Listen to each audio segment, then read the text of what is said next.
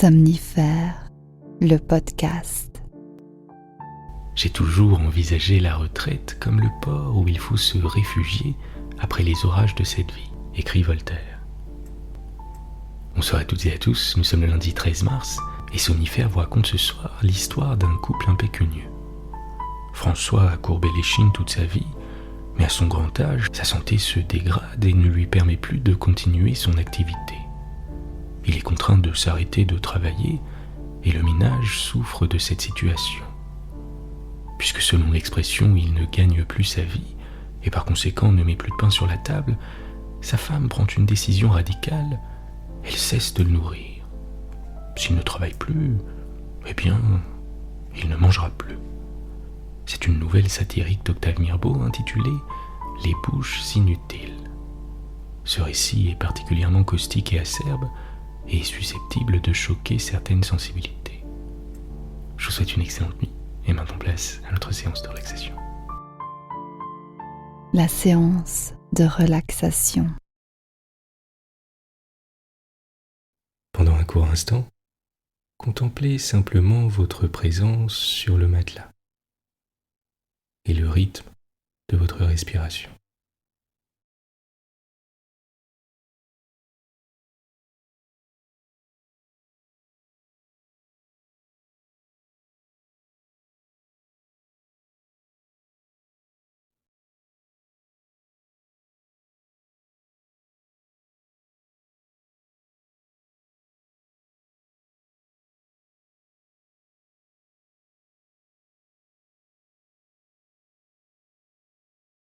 À présent, prenez quelques instants pour former dans votre esprit l'image d'une rivière.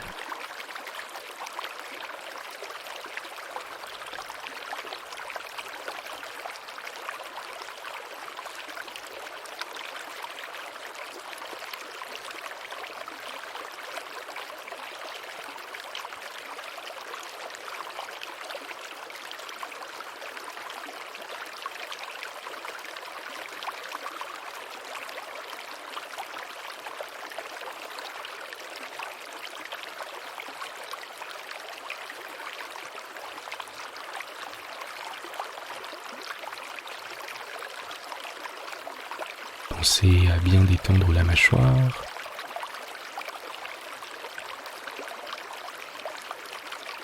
à desserrer les poings, à relâcher vos épaules.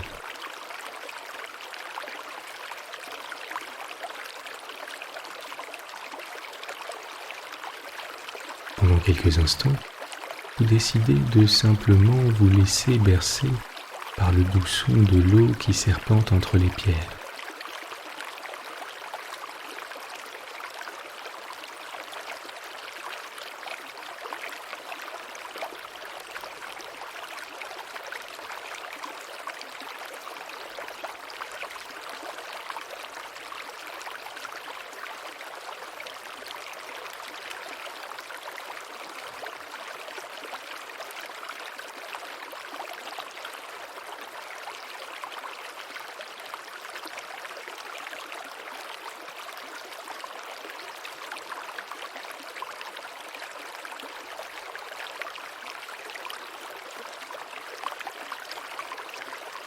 Laissez-vous tranquillement bercer par les mouvements de votre respiration.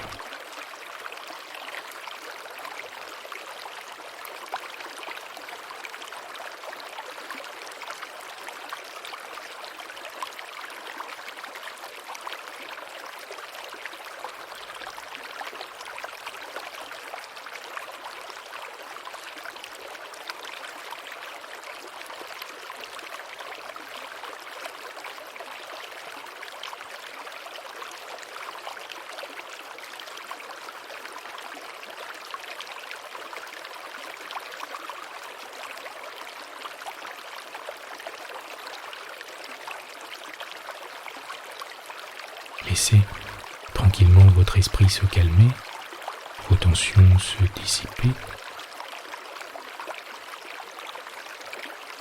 à mesure que vous inspirez et que vous expirez.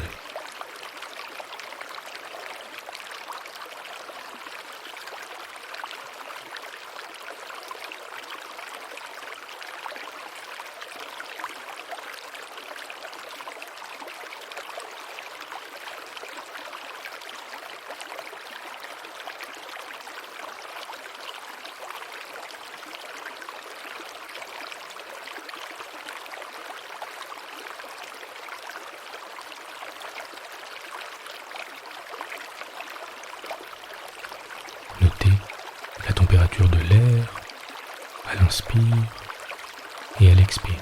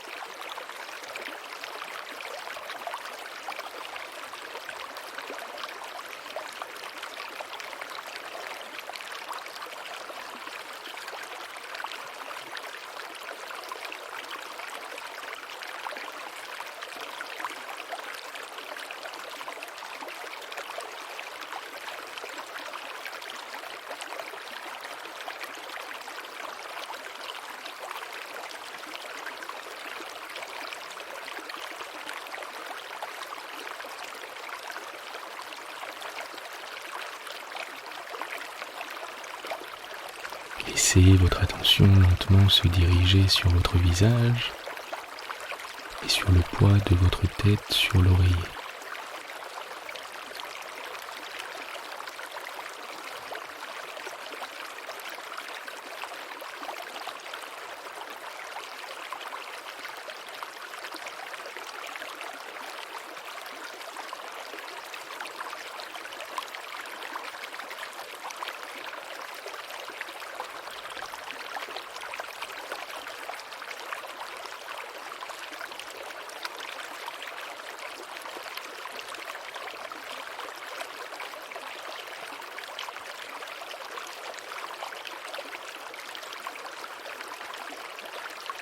Laissez passer les pensées sans résistance, comme si vous n'y accordiez que peu d'importance.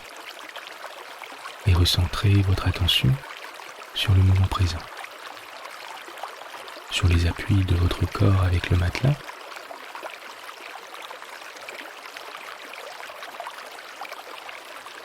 sur la température de l'air à l'inspire et à l'expire.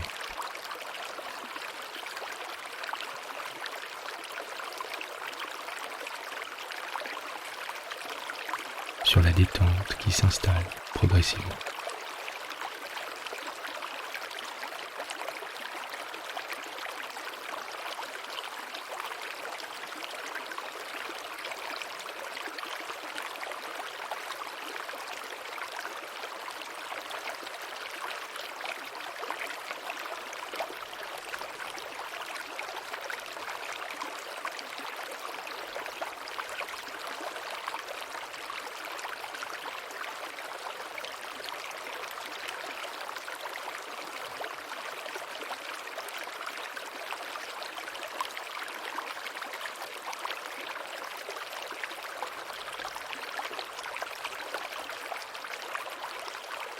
Observez les mouvements de votre poitrine et de votre ventre, à l'inspire et à l'expire, qui montent et qui descendent.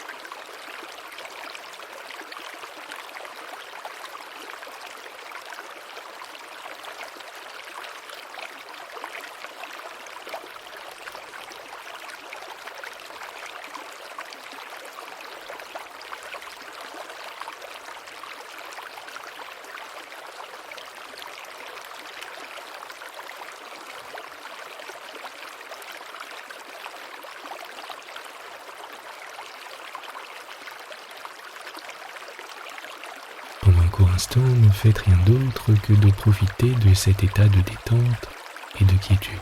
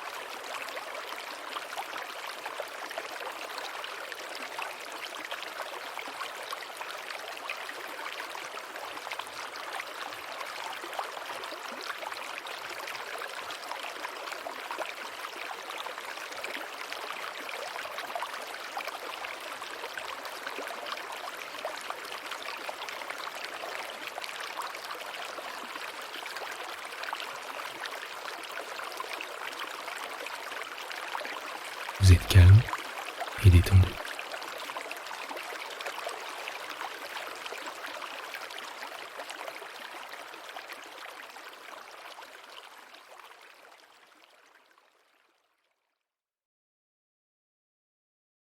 L'histoire du soir. Le jour qu'il fut bien avéré que le père François ne pouvait plus travailler, sa femme, beaucoup plus jeune que lui et très vive, avec 2 petits yeux brillants d'avare, lui dit : « Qu'est-ce que tu veux, mon homme, quand tu seras là à te désoler pendant des heures? Tout a une fin sur cette terre. T'es vieux comme le pont de la Bernache, t'as près de 80 ans, t'as les reins noués, quasiment une vieille trogne d'orme. Faut te faire une raison. Repose-toi. » Et ce soir-là, elle ne lui donna pas à manger. Quand il vit que le pain et le pot de boisson n'étaient pas sur la table selon la coutume, le père François eut froid au cœur. Il dit d'une voix tremblante, d'une voix humiliée et qui implorait : « J'ai faim, ma femme. Je voudrais bien ma petite croûte. » Alors elle répondit sans colère : « Ta faim, c'est un malheur, mon pauvre vieux, et j'y peux rien.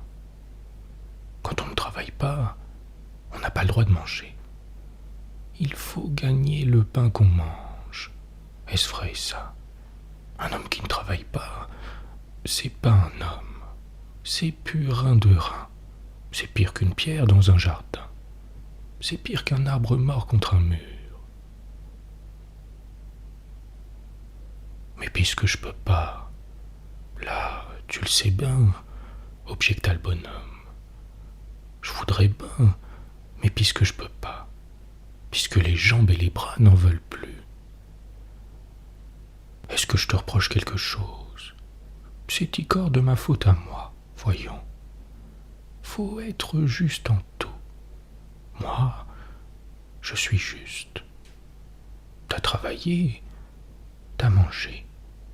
Tu ne travailles plus, eh ben tu ne manges plus. Voilà l'affaire. Y a rien à dire à ça. C'est comme 2 et 2 font 4. Est-ce que tu garderais à l'écurie, le râtelier plein et de l'avoine dans la mangeoire, un vieux carcan de cheval qui ne tiendrait plus sur ses jambes? Le garderais-tu? Non, bien sûr, répondit loyalement le père François, que cette comparaison parut accablée par son implacable justesse. Alors, tu vois, faut se faire une raison. Si t'as faim, mange ton poing et garde l'autre pour demain. La femme allait et venait dans la pièce très pauvre mais très propre, rangeant tout avec ordre pour avancer son ouvrage le lendemain. Car il fallait désormais qu'elle travaillât pour 2, et afin de ne pas perdre de temps, elle déchirait de ses dents rapides un morceau de pain et une pomme pas mûre qu'elle avait ramassée sous les arbres dans la cour. Le bonhomme la considéra avec des yeux tristes, de tout petits yeux clignotants qui, pour la première fois peut-être, connurent ce que c'est qu'une larme. Il sentit passer sur lui, sur ses vieux os ankylosés, une immense et lourde détresse, car il savait que nulle discussion, nulle prière ne pourrait fléchir cette âme plus dure que le fer. Il savait aussi que cette terrible loi qu'elle lui appliquait, elle l'eût acceptée pour elle-même sans aucune défaillance, car elle était stricte, simple et loyale comme le meurtre.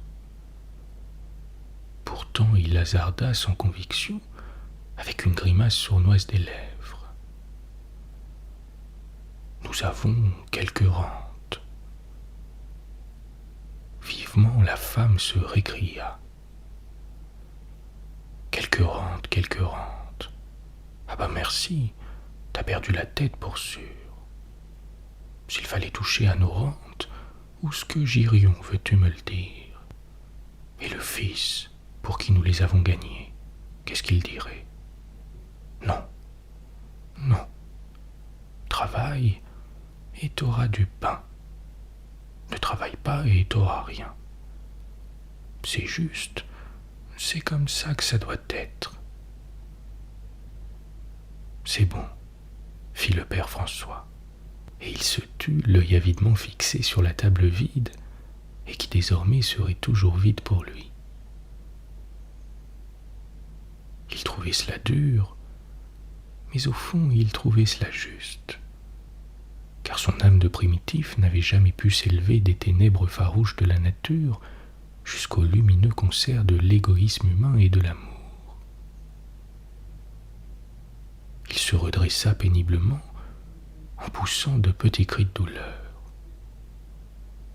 « Oh, mes reins, mes reins !»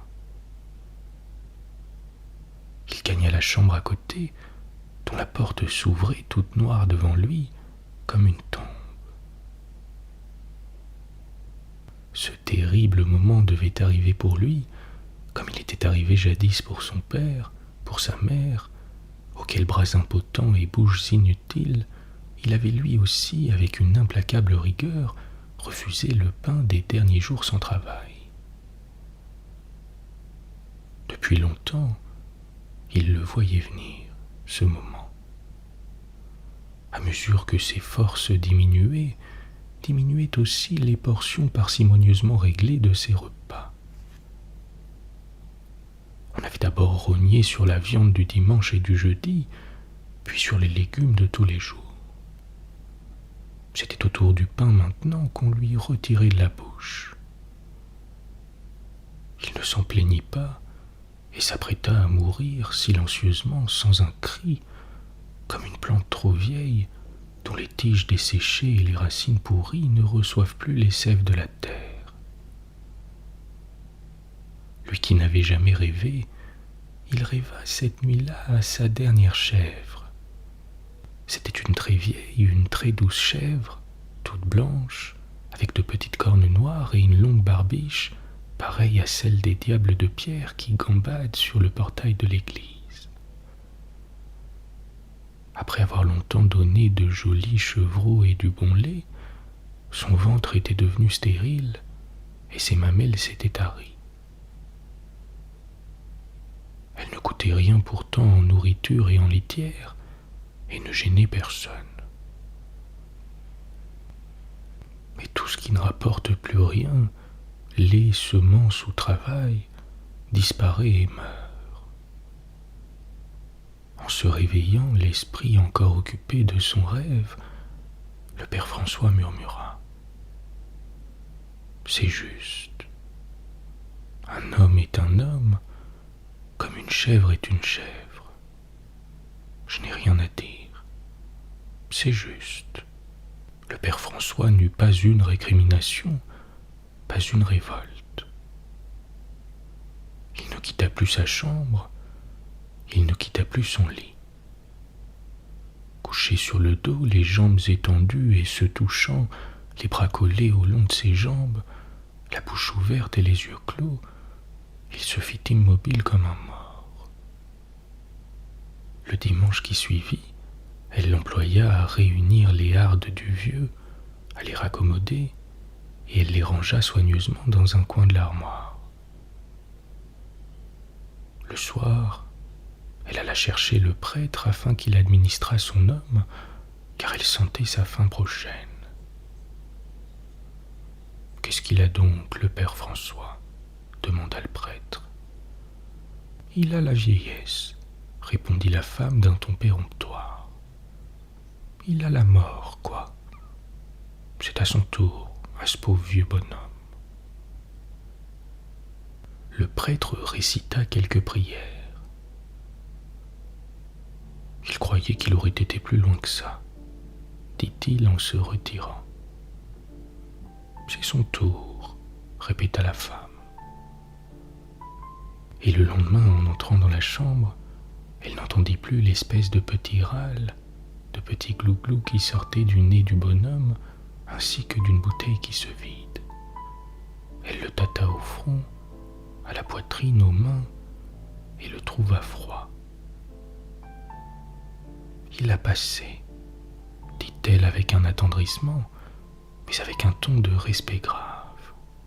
Elle le considéra songeuse pendant quelques secondes, et elle pensa. C'était un homme rangé, économe, courageux. Il s'est bien conduit toute sa vie. Il a bien travaillé. Je vas lui mettre une chemise neuve, son habit de mariage, un drap bien blanc, et puis, si le fils le veut, on pourrait lui acheter une concession de 10 ans dans le cimetière, comme un riche.